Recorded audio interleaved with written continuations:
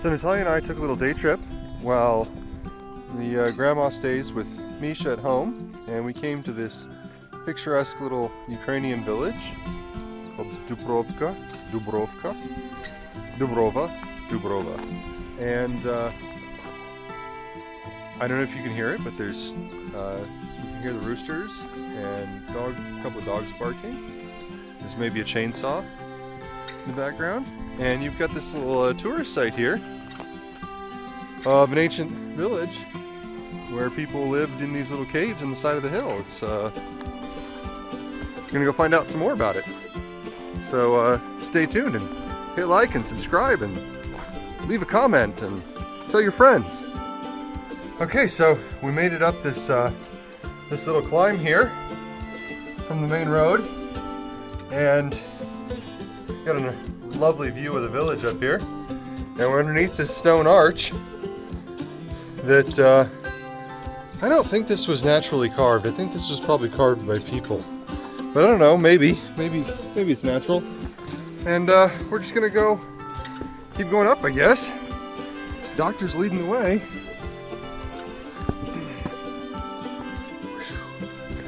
Fearless little puppers. Let's go out here and see what we can see from the edge of this, the top of the arch here. Standing on top of that arch I was just inside, you got this great village. Such a lovely little village. Somebody's been eating some semichki up here, some sunflower seeds.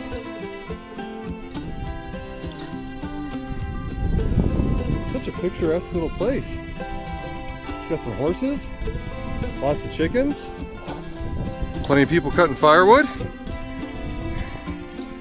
and I think we're gonna go take a walk in the woods now, see what we can find up there. So it seems like the locals use these ancient caves to keep their potatoes in, and it's a little kind of communal granary for everyone that lives in the village. They come out here with their horse and cart to load up a couple 100 pounds of taters, and I'm presuming those are potatoes anyway, but this is Ukraine after all.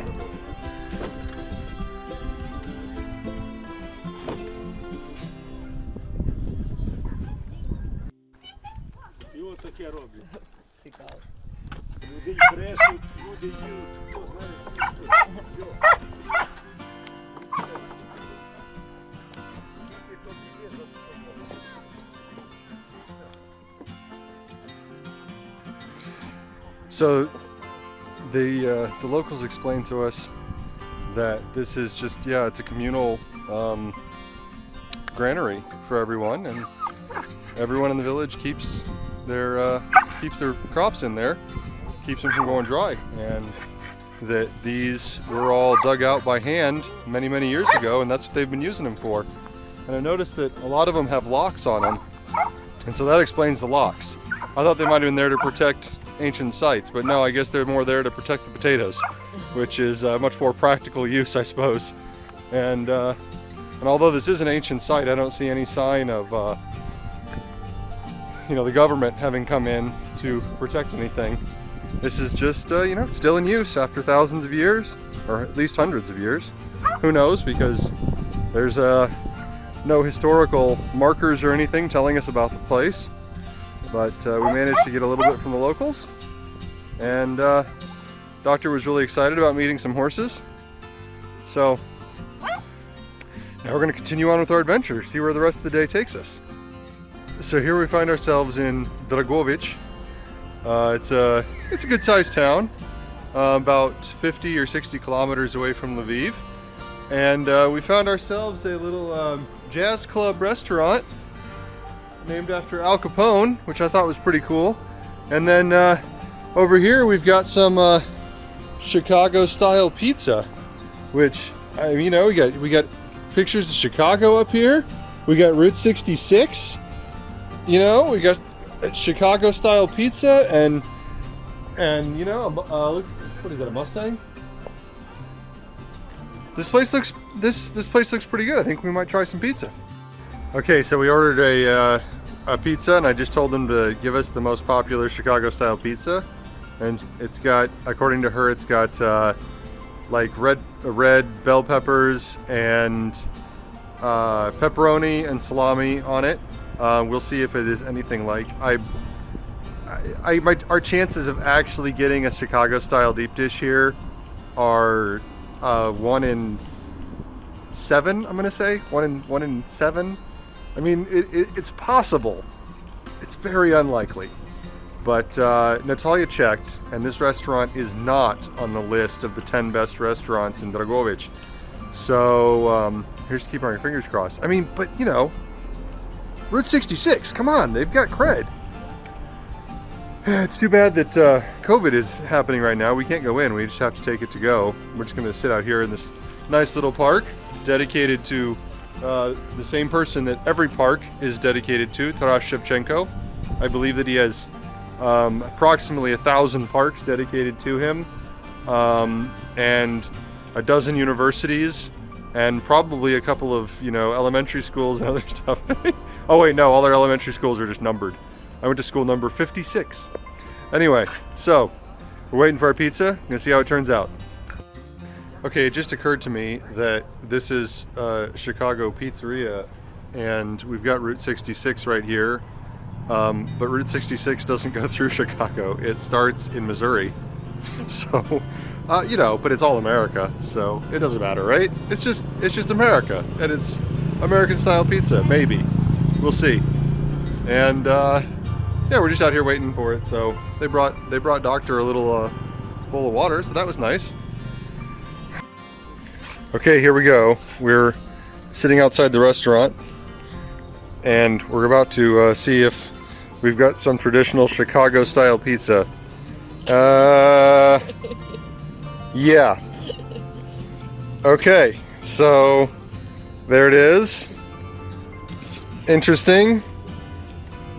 It's not deep dish, but it's pizza. Let's try it.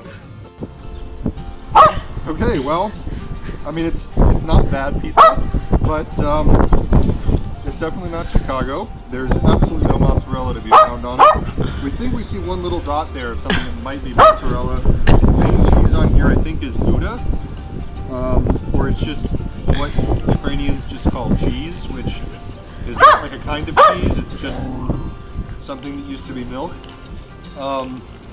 So, I mean, it's pizza. It's not bad, but the pepperoni is legit. I will give them credit for that. A lot of times you get pizza in Ukraine that has some kind of weird, they call it pepperoni, but it's not. This is legit pepperoni. So yeah, I'd give it, you know, A for effort. Anyway, Doctor's really hungry for some crust, so I think we're just gonna chow down now. Well, we really enjoyed our not at all Chicago style pizza, and we've come to the main square of Dragovic. It's kind of a big continuing thing, but I really like it. You know, I love these towns where they have these areas that are closed off to car traffic, and it's just, you know, it's a town built for people, and it would be super great to come here whenever the COVID crisis is over and just get to enjoy, you know, the real life here. They've got a great little statue over here that I think is just really cute. Let's take a look at it here.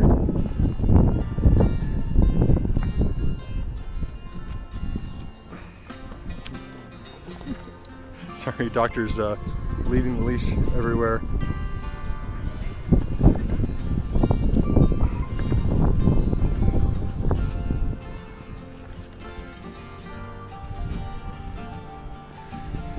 But there you go.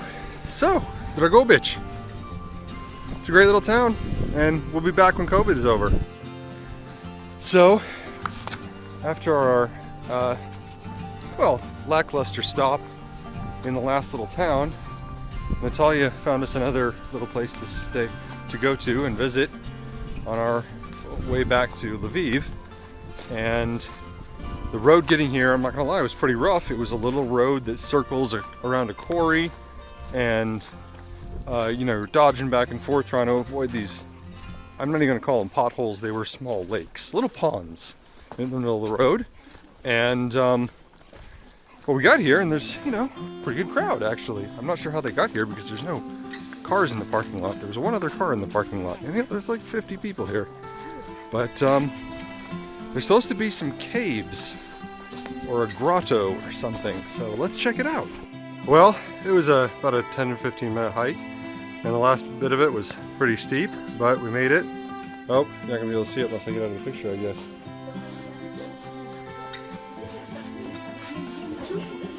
Just a little grotto, some pleasantly shaped rocks, but hey, that's what we're out here for. The forest is what really impresses me. I mean, if there wasn't a path in here, there's no way you would know which way you were going, because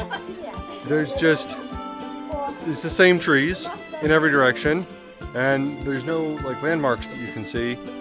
There's just hills all around, and yeah, exploring this without a path to go down would have been really interesting. Anyway, everybody's here taking their selfies, so we're gonna quit recording.